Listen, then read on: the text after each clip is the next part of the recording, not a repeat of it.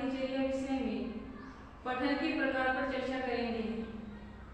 Brown महोदय के अनुसार पठन के दो मुख्य प्रकार बताए हैं, सहस्वर पठन और दूसरा है शांत पठन। पुनः इनके भी दो प्रकार बताए हैं, गहन पठन और व्यापक पठन।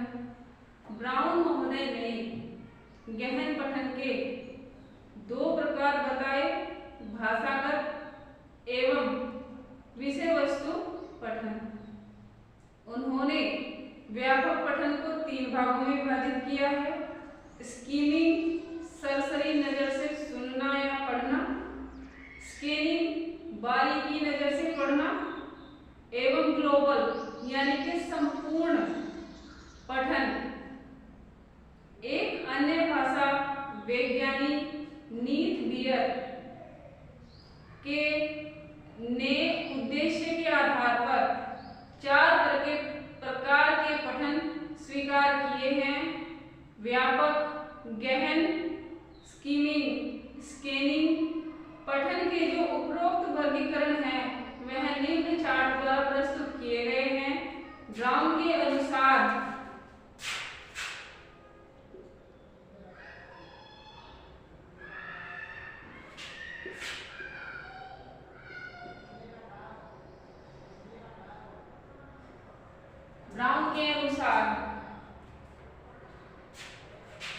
ब्राउन के अनुसार है 2 प्रकार के पठन, सहस्वर पठन,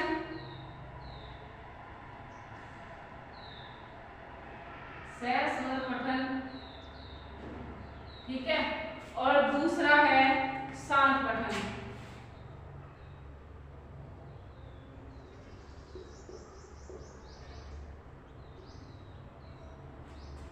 ठीक है, वहीं शांत पठन के उन्होंने 2 व्यापक रूप बताए हैं,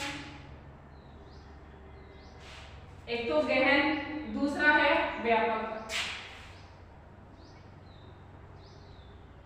गहन पठन, वहीं इसका दूसरा रूप है व्यापक पठन। ठीक है, वहीं गहन पठन के 2 रूप बताए हैं। अब जैसे शांत पठन है उसके गहन पठन और व्यापक 2, ठीक उसी प्रकार से गहन पठन है उसके भाषागत पठन और विषय वस्तु पठन।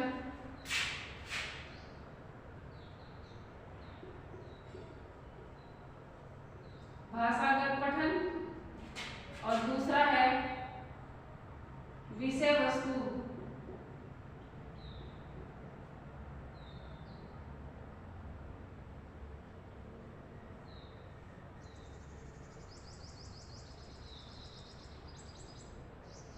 ठीक है, वहीं व्यापक पठन के फिर 3 रूप बताए गए हैं।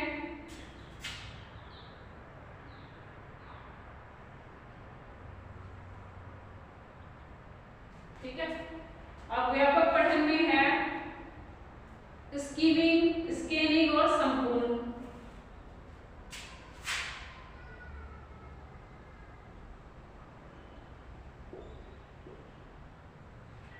स्कीमिंग, ठीक है, स्कैनिंग,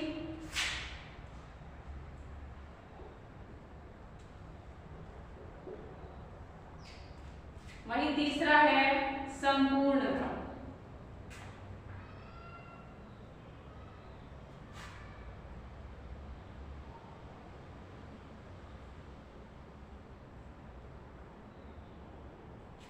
ठीक है, अब पठन के प्रकार नीथ बियर के अनुसार, ये जो प्रकार बताए गए हैं पठन के, ये है ब्राउन के अनुसार। ठीक है, इसी प्रकार से जो एक अनेक वैज्ञानिक अलग से हैं वो है नीथ बियर।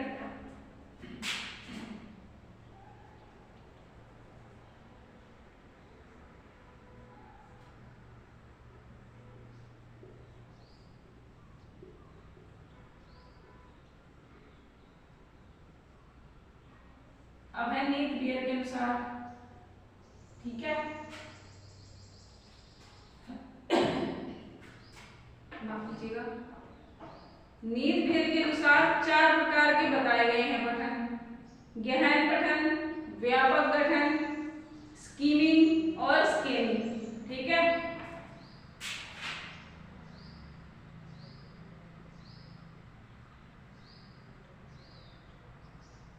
गहन पठन,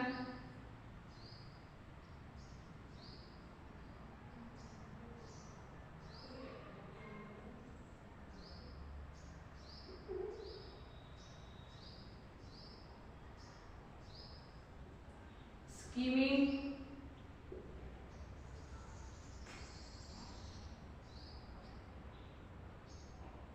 ठीक है, स्कीमिंग, व्यापक,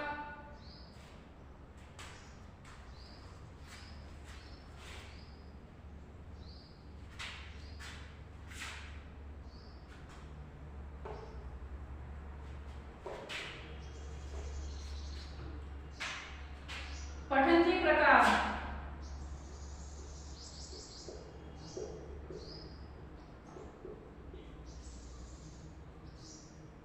नीति बियर के अनुसार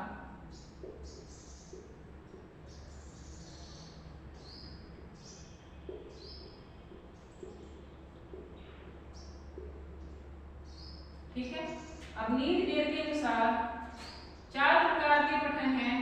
ठीक है, गहन पठन, नंबर 2 है व्यापक पठन, नंबर 3 है स्कीमिंग पठन। ठीक है, और नंबर 4 है स्केलिंग पठन। ये 4 प्रकार के बताए हैं नीति बियर ने। ठीक है, उपरोक्त वर्गीकरण के अनुसार मुख्यतः पठन 2 प्रकार का होता है: सहस्वर पठन और शांत पठन। पठन के इतिहास में औद्योगिक क्रांति के पूर्व के जो समाजों में सहस्वर पठन चलन था, जबकि ज्ञानोदय काल के पश्चात शांत पठन का प्रचलन बढ़ गया था। और शांत पठन के अंतर्गत मुख्य रूप से 2 प्रकार के पठन सामने आते हैं, एक तो गहन पठन और व्यापक पठन। वहीं स्कीमिंग एवं अस्कीमिंग पठन प्रचलित थे उस समय, और समस्त प्रचलित पठनों के जो प्रकार हैं उनकी विस्तृत विवेचना की गई है, जैसे सहस्वर पठन है,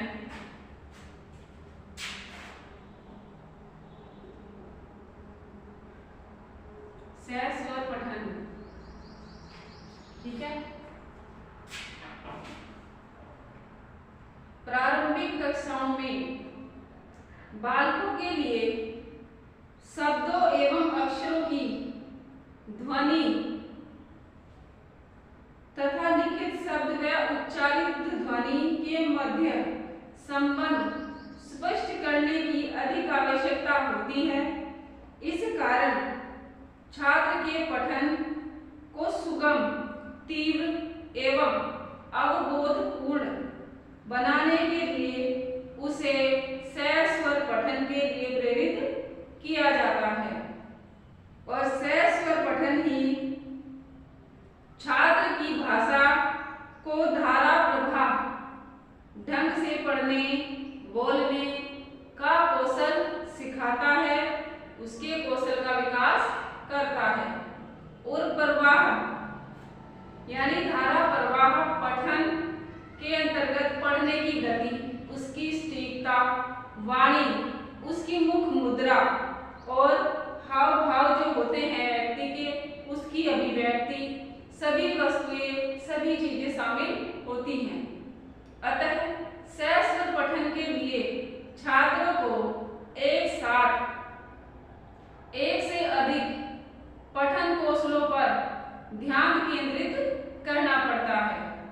अतः सहस्वर पठन के लिए छात्र को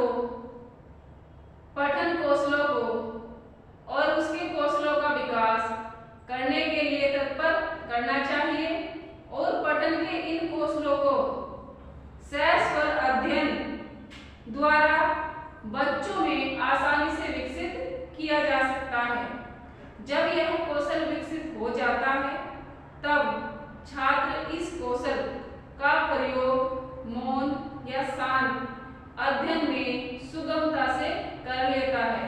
यानी जिस वक्त बच्चों के अंदर सहस्वर पठन का कौशल विकसित हो जाता है तो वह मन में भी पढ़कर या तेज आवाज में तीव्र गति के साथ पढ़कर भी इस कौशल का प्रयोग कर सकता है।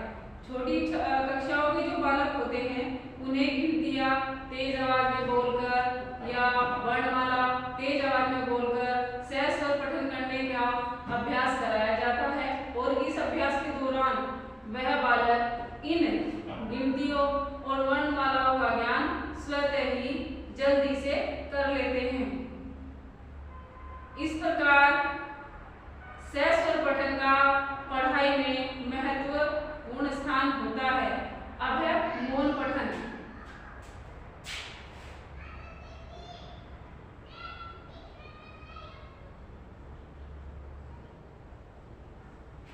मौन पठन सहस्वर पठन द्वारा पठन के संपूर्ण कौशल विकसित होने पर छात्र पाठ्य सामग्री का उसी गति, सटीकता व हाव भाव के साथ मौन पठन भी कर सकता है। जब छात्र शब्दों को अटक अटक कर पढ़ता है तो वह पाठ का अवबोध सुगमता से नहीं कर पाता है। यानी अगर वह रुक रुक के बीच में किसी पाठ को पढ़ेगा तो वह उसका अध्ययन ठीक से नहीं कर पाएगा और इसके लिए वह अगर मौन रूप से अपने अंतर मन में उसे पढ़ेगा, समझेगा और अभ्यास करेगा तब वह इस पाठ को पुनः दोबारा पढ़ पाएगा बिना रुके हुए। इसी प्रकार से जब छात्र शब्दों को अटक अटक कर पढ़ता है तो वह पाठ का अवबोध सुगमता से नहीं कर पाता। इसके विपरीत यदि पाठक शब्द के हाव भाव को समझे बिना अधिक तीव्रता से पढ़ जाता है तब भी वह पाठ्य सामग्री के अर्थ को नहीं जान सकता है।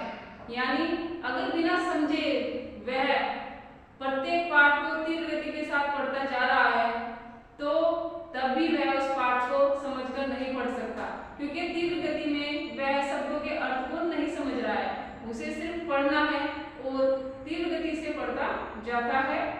इस प्रकार मौन पठन को प्रभावपूर्ण व अवबोधपूर्ण बनाने के लिए यह आवश्यक है कि सहस्वर पठन के माध्यम से समस्त पठन कौशलों का विकास किया जाए। यानी पहले उच्चारण के रूप में तेज सहस्वर पाठ पढ़ने का अभ्यास कराया जाए, तभी वह जब हर प्रकार के कौशलों का विकास बालक के अंदर हो जाएगा तभी वह मौन पठन भी कर पाएगा। सहस्वर पठन एवं शांत पठन का तुलनात्मक अध्ययन भी किया जाता है। इस प्रकार सहस्वर पठन और शांत पठन कुछ अंतर भी होता है। जैसे सहस्वर पठन रोमन व ग्रीक समाज में अधिक प्रचलित एवं श्रेष्ठ माना जाता था, वहीं शांत पठन पश्चिमी जगत में हुए ज्ञानोदय के पश्चात शांत पठन का भी महत्व स्वीकार किया गया था। वहीं सहस्वर पठन में इस पठन में लिखित सामग्री से विचार वाणी द्वारा प्रस्तुत किए जाते हैं। वहीं शांत पठन में इस पठन में लिखित वस्तु से विचार अवशोषित किए जाते हैं। दोनों में कुछ मतभेद हैं जो इन दोनों को अलग करते हैं। शांत पठन अब है सहस्वर पठन। इस पठन के अंतर्गत शब्दोच्चारण अधिक महत्वपूर्ण होता है। वहीं शांत पठन में इस पठन में शब्दार्थ अधिक महत्वपूर्ण होता है। यानी सहस्वर में शब्दों का उच्चारण तेज तेज स्वरों में किया जाता है।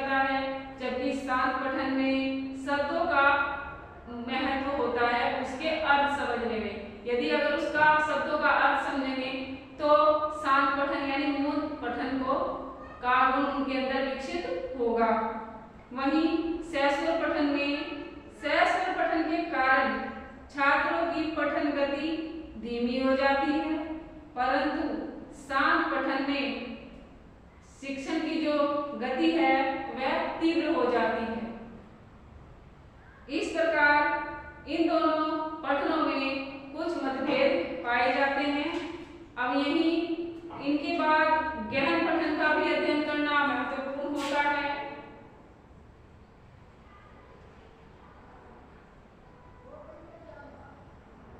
गहन पठन छोटी वस्तुओं का गहन अध्ययन कराना गहन पठन कहलाता है। इसका प्रयोग विशिष्ट अध्ययन अथवा कौशल प्राप्त करने से होता है, जहां पाठ्य वस्तु स्वयं साध्य के रूप में प्रयुक्त होती है। ब्राउन महोदय ने कहा है कि गहन पठन को जूम लेंस पठन का नाम दिया है। इस प्रकार का पठन व्यक्ति की बोध क्षमता में वृद्धि करता है। उनके अनुसार गहन पठन पाठ्य वस्तु के व्याकरण, स्वरूप, संभाषण एवं संरचनात्मक जटिलताओं पर ध्यान आकर्षित करता है, जिससे उस पाठ्य वस्तु का शब्दांश यानी अर्थ एवं आलंकारिक संबंधों जैसा तथ्य समझा जा सके। यानी कि गहन पठन में विषय वस्तु की विशिष्टता स्पष्ट की जाती है और गहन अर्थ किया जाता है। गहन अध्ययन के बाद उनका जो निष्कर्ष निकलता है उसको वह समझकर किसी चीज का निरीक्षण करते हैं और उसकी जटिलताओं को समझते हैं, जिसके कारण किसी भी वस्तु का शब्दार्थ या उसके अलंकारिक शब्दों का जो उनका संबंध होता है, वे जो तथ्य होते हैं उनका सही अध्ययन किया जा सकता है या उन्हें समझा जा सकता है। गहन अध्ययन के अंतर्गत ये सब बातें आती हैं। लॉन्ग एवं रिचर्ड्स ने 1987 में गहन पठन की व्याख्या करते हुए इसे कक्षागत विस्तृत विश्लेषण की संज्ञा दी है। इस प्रकार का पठन संकीर्ण पठन भी कहलाता है, क्योंकि इसमें छात्र एक ही प्रकरण पर लिखे गए अनेक पाठ्य वस्तुओं का अध्ययन करते हुए पाठ्य वस्तु के अर्थ को स्पष्ट समझने का प्रयास करते हैं और गहन पठन के अभ्यास में छात्रों के पठन, अवबोध, कौशल में भी सुधार संभव होता है। आज के लिए बस इतना ही। हम फिर मिलेंगे नेक्स्ट वीडियो में और नेक्स्ट वीडियो में हम गहन पठन की विशेषताओं पर चर्चा करेंगे।